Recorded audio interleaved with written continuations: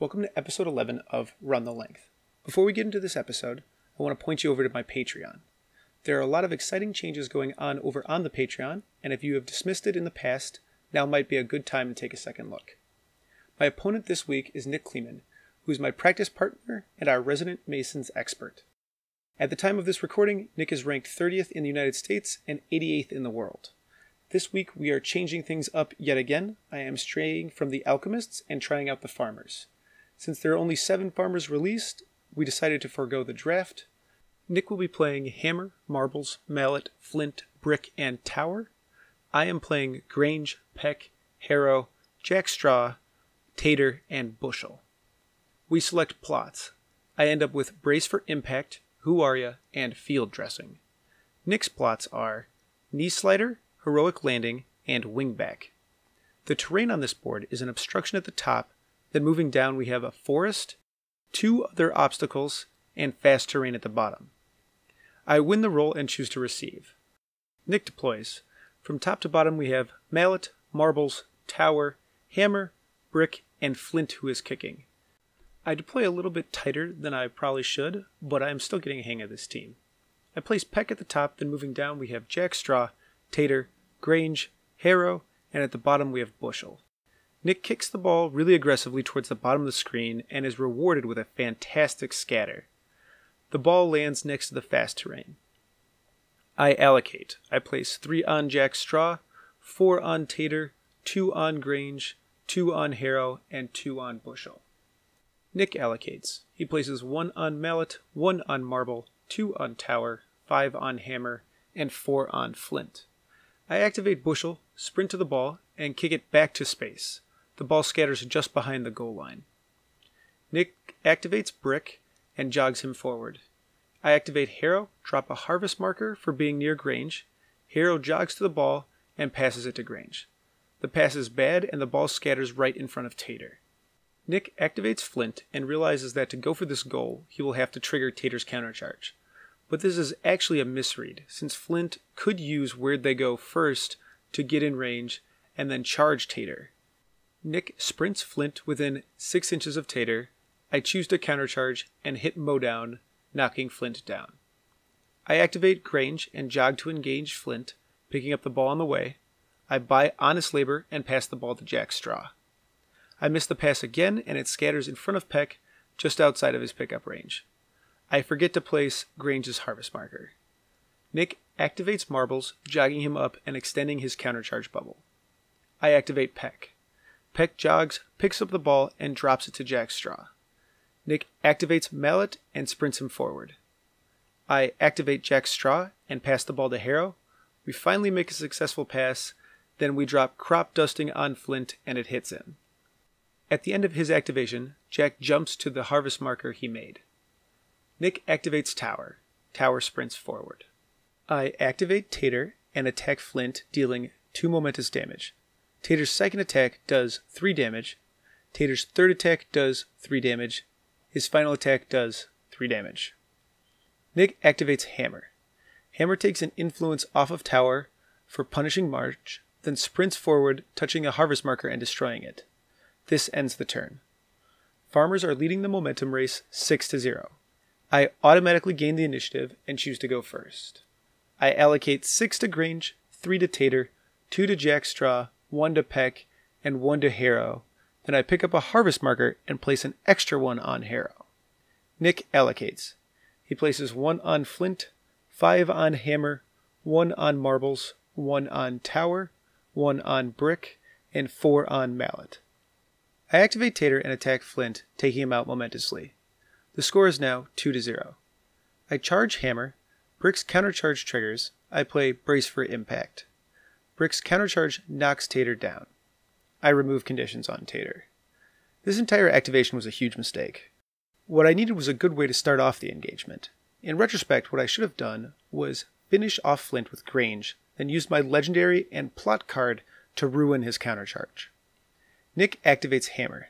Hammer uses iron fist, pulling an influence off of marbles. Hammer jogs to base with tater and attacks him, dealing 2 damage and a knockdown. Hammer attacks again, wrapping to the 2, dealing 7 damage. Nick uses knockback to push Tater towards Jack's straw, and follows up with hammer. Hammer's third attack does 4 damage double push. Nick pushes Tater into mallet and marbles, then follows up with hammer. Hammer's last attack does momentous 3, killing Tater. Score is now 2-2. I activate Jack's straw. He uses crop dusting on hammer, marbles, mallet, and tower, hitting all of them. Jack then jogs 2 inches to engage brick. Nick forgets to mark loved creature, and as a result forgets to roll the extra dice for the rest of the turn. Nick activates mallet, jogs to within 3 inches of Jack's straw, and attacks, hitting the singled out. Mallet's second attack does knockdown. Mallet's third attack does 2 momentous damage. Mallet's last attack does momentous 2. I activate Bushel and jog her to within 8 inches of Harrow, so that I can kick the ball to her next activation, then go join in the scrum. This is a bit of a mistake because I don't remember to check if she is within range of the goal, and it turns out she's just out of range. Nick activates Tower and jogs to melee with Jack. He attacks Jack, dealing 2 momentous damage. I activate Harrow and kick the ball to Bushel. The kick is successful. Yet again, I forget to check if I am in goal range, so I do not do a teamwork action to get into range. Harrow jogs up and tools up Grange. Nick activates Marbles, jogs him up, and bonus times a goad onto Grange. This is a big issue since Grange can't get into melee with anyone now due to Jack's positioning. I activate Peck and put Cocky on Grange. Then I use Peck's heroic When the Cock Crows to stand up Jack and give him a 1-inch dodge out of Grange's way. Nick activates Brick and jogs him into engagement with Jack, then attacks, dealing 2 damage and triggering knockback. I activate Grange. Grange jogs to engage Tower and Brick. Grange attacks Brick. Nick declares a counterattack. Grange knocks Brick down. Grange attacks Tower and knocks him down. I place Grange's Harvest Marker. Grange attacks Tower, dealing 4 damage. Grange's 4th attack does 3 damage to Tower. Grange's 5th attack does 4 damage. His final attack does momentous 3, leaving Tower on 2. This ends the turn. Masons are leading the momentum race 8-6. Nick wins the initiative roll and chooses to go first. Jack heals 2 from Harrow's Rapid Growth aura. Nick allocates.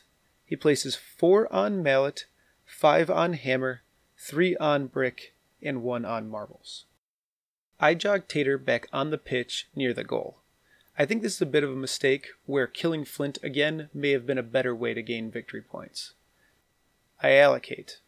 I pull 1 Harvest Marker from behind Brick so that I have 14 influence this turn.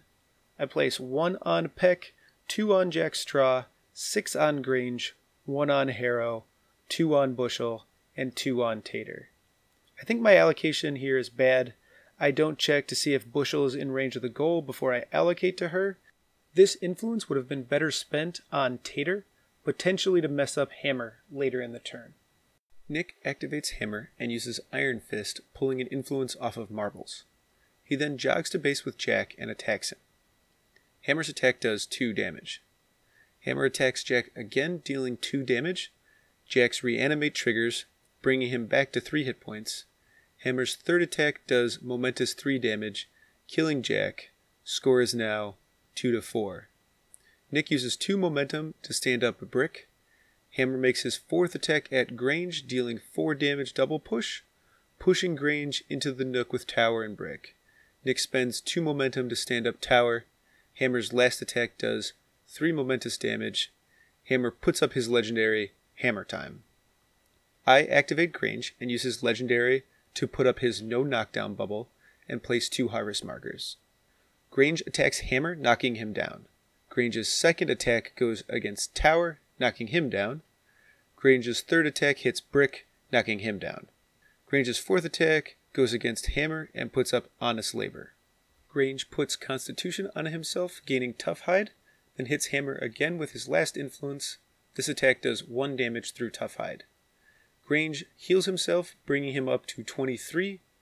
I think I played this activation correctly up until the last 2 attacks. They probably should have gone after Tower so I could claim those VPs. The other huge mistake is not walking away from Tower and Hammer, allowing Nick to gain extra crowd outs against Grange later in the turn. Nick activates Brick. Brick takes +1 damage from hammer time.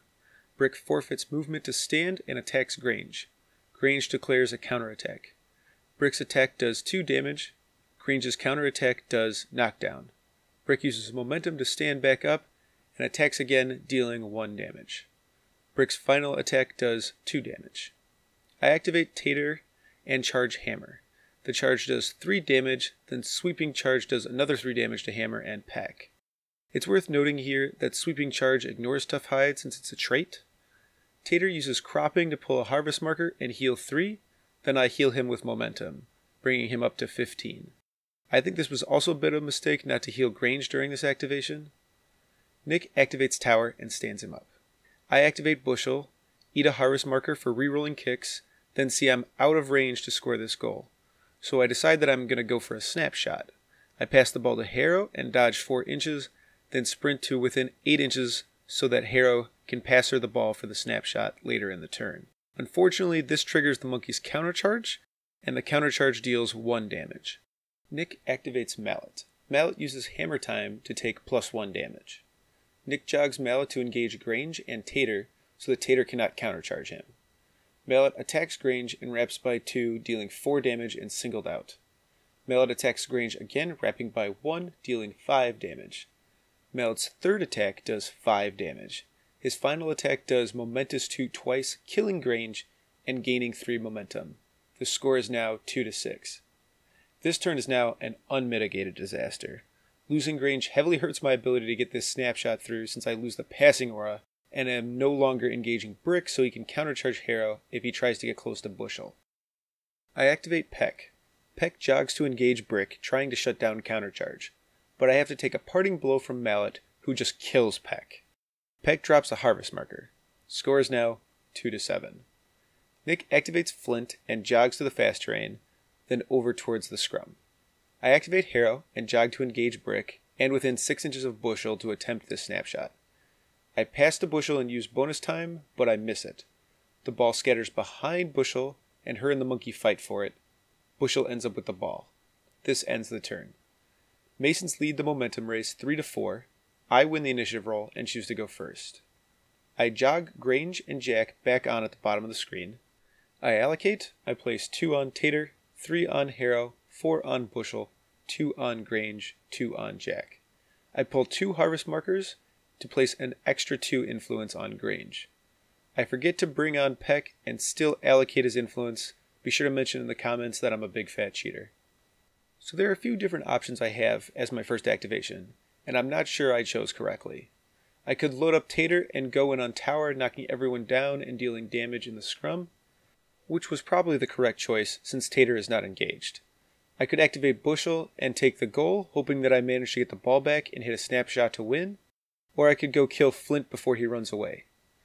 Nick allocates. He places 4 on Mallet, 5 on Hammer, 2 on Brick, and 2 on Flint.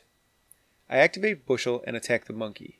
Here we are hoping to make momentum to score and hopefully dodge out, but I probably should have activated Tater to kill Tower for points. The attack does 1 damage, momentously. She attacks again and misses. Her final attack does momentous 1 damage. I consider taking the free strike here since Harrow is giving Bushel an armor. Marbles isn't super likely to tackle the ball on the parting blow, but then I realize that Marbles will just countercharge me after I leave, so that plan is awful. I decide to just jog up a bit and take the shot with bonus time. I hit the goal. The score is now 6-7. Nick kicks the ball back in and it scatters between Brick and Harrow. Harrow wins the kick roll and picks up the ball. Nick activates Hammer and pulls Iron Fist from Brick. Hammer jogs to base with Tater and attacks. I declare a counterattack thinking if he rolls poorly, him having to take a result that isn't damage might save Tater. Hammer's attack does a momentous knockdown. Hammer's second attack deals 5 damage. Hammer's third attack does 4 damage and a double push, moving him into Mallet's melee range. Hammer's fourth attack does 5 damage. Hammer's last attack kills Tater momentously. Score is now 6-9. Nick spends 2 momentum to heal Tower. Taking the counter here was pretty bad. I didn't realize how much damage Hammer could put onto Tater, and that momentum would have given me a decent chance to go for a snapshot. I activate Grange and drop his harvest marker within 4 inches of Jack. Then he jogs to Flint and attacks him, knocking him down. His second attack puts up Honest Labor. This is another large mistake since I am forgetting how easily Flint disengages himself. Grange's third attack does Momentous 2. His last attack does Momentous 2 damage. Nick activates Flint and removes conditions with momentum. He then uses Where'd They Go to get to Harrow and attacks him. Harrow counterattacks, hoping to proc close control. Flint wraps, tackling the ball and dealing 2 damage to Harrow. Harrow's counterattack is a tackle, and Flint ignores it with close control. I was hoping that Jack would be able to get to Flint with a teleport and a jog, but he is just out of range, so I activate Harrow and attack Flint. Flint counters. Harrow's attack deals 1 damage. Flint's counterattack does push dodge, getting Flint into cover. Harrow attacks again with bonus time and misses. Harrow's last attack is bonus timed onto Flint and misses again. Nick activates Tower and jogs to base with Harrow. I activate Jack, teleport to the harvest marker, and use crop dusting on Flint. I hit it, killing Flint and scattering the ball to Harrow. Score is now 8-9. End of activation, Jack jumps to the harvest marker. Nick activates Brick and swings on Harrow, knocking him down. The ball scatters behind the obstruction. Brick's knockback pushes Harrow out of cover. Nick activates Mallet. Mallet sprints towards the ball and destroys a harvest marker on the way. He can't make it to the ball, so he attacks Harrow, wrapping to the 2, doing a singled out and 4 damage to Harrow. Mallet attacks again, dealing 7 damage. Mallet's last attack kills him momentously. The score is now 8-11. This ends the turn. Masons are leading the momentum race 5-2. Nick wins the initiative roll and chooses to go first. Nick jogs Flint back on by his goal and allocates 5 to Hammer, 4 to Mallet, 2 to Brick, and 2 to Tower. I jog Tater back on the bottom of the screen to threaten countercharge when he picks up the ball. Peck jogs to the fast terrain, and Harrow comes in between the 2. I allocate 4 to Tater, 3 to Jack, 1 to Harrow, 3 to Grange, and 2 to Bushel. Nick activates Mallet. Mallet is able to sprint around the wall, managing to avoid triggering countercharge, and also deploys a harvest marker in the process. He then kicks the ball to Hammer. The kick is good. Mallet attacks Jack Straw, dealing 2 momentous damage. Mallet's last attack does Momentous 2. So I'm looking at the board, and I don't see any way to victory. While looking at the board, I clock out, meaning that Nick wins at the end of the activation. I activate Grange and charge Tower. I only get 1 hit and decide to knock Tower down. Grange's final attack does 1 damage to Tower. Nick scores on the clock and wins the game. Final score 8-12. This post-game analysis is made possible by Patreon support of viewers like you. A handful of critical mistakes caused my loss in this game. Most of it can be chalked up to not knowing how much damage Hammer can put out into models with bad defensive stats, and not positioning to mitigate this. My lack of knowledge in this area is largely due to only playing against Honor, who has a really tough time killing Tater, but Hammer does it almost by accident. I also think that losing Grange on that critical snapshot turn was game-ruining, especially now knowing how avoidable it was. But here I would like to pass the question on to you. What were our mistakes this game? Would you have made a different decision during the game? Let me know in the comments down below. Hit that like button, it helps other Guild Ball players find this video. Hit that subscribe button to know the moment I upload a new video, and share this with your friends. I'm Vincent Curkov, and this has been Run the Length.